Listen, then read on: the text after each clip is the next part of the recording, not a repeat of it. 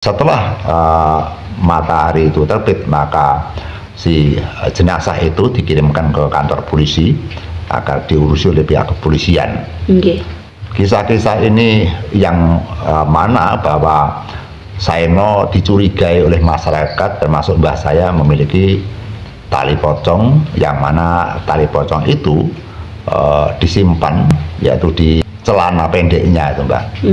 Berarti kan dikunangi toh, Mas? Ya, dulunya kan dipakai celana dulu kan enggak pakai sempak.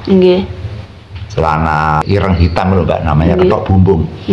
Celananya pakai ketok bumbung, dan mereka memakai pakaian juga pakaian hitam-hitam itu, dan pakai kaos lorek-lorek itu. Dan mereka juga pakai seperti ikat udeng. Udengnya sudah dibuang, pakainya sudah dibuang, hanya pakai celana pendek. Terus ternyata setelah celana itu dilepas, pada saat akan dihantam dengan pohon jarak tadi, mbah saya sontak untuk curiga bahwa celananya untuk ditelanjangi, walaupun toh banyak perempuan-perempuan yang menonton di situ. Setelah celana tadi itu diambil, dilepas, ternyata di koloran itu ada, yaitu sepertinya, Mbak, tapi itu nggak jelas kan, sudah berwarna kusut, sudah berwarna coklat itu, Mbak. Itu dicurigai bahwa itu tali pocong dipakai untuk koloran sual, Mbak. Koloran celana pendek itu. Kemudian celana itu langsung dibakar setelah si Saeno itu meninggal, Mbak. Sehingga kisah-kisah yang seperti inilah yang menjadi tolak ukur bahwa barang siapa yang mereka bisa mencuri yaitu tali pocong, maka mereka akan memiliki kesaktian. Adapun tali pocong yang dipakai untuk gendam, dipakai untuk pesugihan, dipakai untuk pelarisan, kita tidak punya bukti, Mbak. Sehingga kita kesulitan apabila bercerita tidak ada bukti. Nanti kalau saya bercerita tali pocong bisa untuk pelarisan, tali pocong bisa untuk pesugihan, kemudian ada penonton yang tanya, mana Mbah buktinya orang yang pakai tali pocong jadi kaya? Lah, kita sulit untuk mencarikan bukti, Mbak. Jadi yang kita ceritakan itu yang pernah diceritakan dari kakek nenek saya dan kejadian nyata gitu loh. Iya, itu kan saksinya masyarakat luas, bahkan sampai beberapa desa, teman. Iya, apabila dipertanyakan bisa masyarakat menjawab, bagi masyarakat yang masih tua-tua, Mbak. Kalau anak-anak sekarang sudah enggak tahu secara itu. Enggak itu sekitar tahun berapa, Mbak, jangan ingat? Itu ya, kalau Saeno itu sekitar pokoknya mungkin setelah 65, Mbak. Kakek saya tidak bercerita tahun, ya perkiraan saya sekitar 65. 65 atau sebelum 65, Mbak, itu, Mbak. Kakek nenek saya itu masih Mbak, masih muda, dan bapak saya saja belum nikah tuh, dan saya belum lahir pada saat itu, Mbak. Saya belum lahir, bapak saya masih bujangan, mbak saya saja masih muda, masih tapi tahu nggih ayahnya dengan itu? Ya tahu, bapak saya tahu, dan ceritanya sama ceritanya kakek. Kakek bercerita sama ceritanya kakek nenek itu sama, karena sama-sama melihat. Dan mbah saya juga ahli untuk pencak silat, karena mbah saya juga pernah menjadi tentara juga. Tapi tidak diteruskan itu, Mbak, sehingga tentang tenaga dalamnya juga boleh. Namun kakek nenek saya juga kewalahan saat itu, juga merasa kalah gitu loh. Akhirnya hanya pakai teknis dan cara dengan meditasi, dia merenungkan, mohon pada Tuhan, minta petunjuk, terus kemudian hanya kakek nenek saya seperti tahu pohon jarak. Dicoba itu. Jadi tidak ada bisikan, tidak ada apa-apa, tidak ada pengertian atau tutur kata dari gurunya kalau ada orang seperti ini pukul saja pohon jarak, itu tidak ada. Kakek saya hanya ngawur saja atau hanya menuruti dengan apa yang dilihat. Ya, hanya 3 pukulan pohon jarak, Saeno meninggal, mati, Mbak. Di samping itu sebelum dipukul itu bersamaan celana pendeknya kan juga dilucuti, terus kemudian kolorannya dicepot, terus dibakar juga. Dan di situ kan sudah ada api unggun, Mbak. Iya, bekas itu nyonyok tadi itu langsung dibakar, itu langsung dipukul, langsung meninggal. Nah, kisah-kisah yang seperti itu berentetan semebar, Mbak.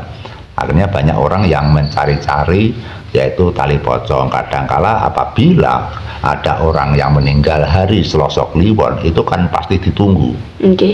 Karena sampai sekarang juga demikian, ditunggu. Kemudian ketakutannya apabila tali pocongnya nanti dicuri itu, Mbak. Nah, sebenarnya kegiatan-kegiatan sekarang itu keterangan atau cara-caranya pengambilan saja banyak orang-orang yang tidak paham. Gitu kan. Sehingga tidak semudah yang kita dibayangkan bahwa misalkan seperti ceritanya Mbak Lulu bahwa ada orang yang menjual tali pocong satu tali seharga 5 juta dan itu belum sampai dikebumikan, belum sampai dikubur, masih diantar pulang oleh sopir dan kernet terus dijual kepada orang. Itu bagi saya tidak ada yoninya Mbak itu Mbak. Sebenarnya tidak ada yoninya, tapi walaupun tidak ada yoninya bahwa namanya roh manusia itu awas, maka nyatanya juga dikejar-kejar oleh sosok pocong setelah kejadian itu. Tapi tidak berarti tali itu menjadikan sakti bagi dia. Cuma dia merasa terganggu atas kejar-kejaran pocong tadi, karena yang namanya bangsa seperti itu seperti halnya manusia biasa ini Mbak. Kalau kita misalkan punya harta benda atau motor atau mobil atau uang apabila dicuri orang, kita pasti marah Mbak. Seperti halnya sosok-sosok seperti itu juga demikian, apabila tali pocongnya dicuri, tali pocongnya diambil, tentu mereka juga marah. Makanya wajar apabila setelah kejadian mereka yang mencuri dikejar-kejar oleh sosok-sosok seperti itu. Nah, kemudian atas orang itu hanya mendengarkan suara dan isu saja, mereka dianggap bahwa setiap tali pocong itu bisa dipakai untuk mencuri, dipakai untuk menghilang, dipakai untuk kejahatan, dipakai untuk pelarisan, dipakai untuk kesaktian. Sebenarnya tidak harus seperti itu, karena prosesinya tidak mudah yang kita bayangkan. Seperti halnya misalkan kejadian dulu ada kisah-kisah Sumanto. Sumanto dulu kan juga demikian, mereka mengambil jenazah yang ada di makam dibawa pulang, lah otomatis mereka juga membawa mori dan tali pocong tuh Mbak. Dan jenazahnya sampai dimakan, sampai dimasak, otomatis tali pocong atau morinya yang ada di rumah Sumanto, toh nyatanya Sumanto juga tidak punya kesaktian yang bisa hilang. Nyatanya Sumanto juga tertangkap polisi itu loh. Itu bukti bahwa tidak bisa menghilang. Dan Sumanto sendiri mereka pada kisahnya kan juga punya pacar, yang mana pacarnya juga sudah diambil orang, nyatanya juga tidak punya pengajian yang andal gitu loh. Mbak. Artinya tali pocong yang atau mori dari mayat tadi setelah diambil juga tidak punya fungsi kaidah yang sangat tajam atau yang sangat peka atau manjur itu Mbak. Sehingga kesimpulannya bahwa pengambilan tali pocong itu tidak mudah yang dibayangkan. Sehingga otomatis itu pada waktu ngambil itu saja harus melihat mayatnya siapa. Jadi tidak sembarangan, mayatnya harus setidaknya orang yang kecelakaan. Kemudian seharusnya harus perempuan. Kalau laki-laki itu harus orang-orang yang punya kesaktian yang tinggi itu.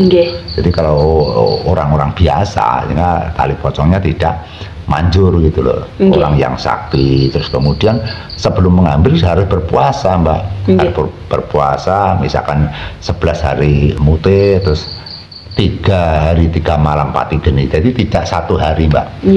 Biasanya itu kata dari kakek saya itu pengambilan itu puasanya 11 hari mutih 3 hari 3 malam beleng pati geni.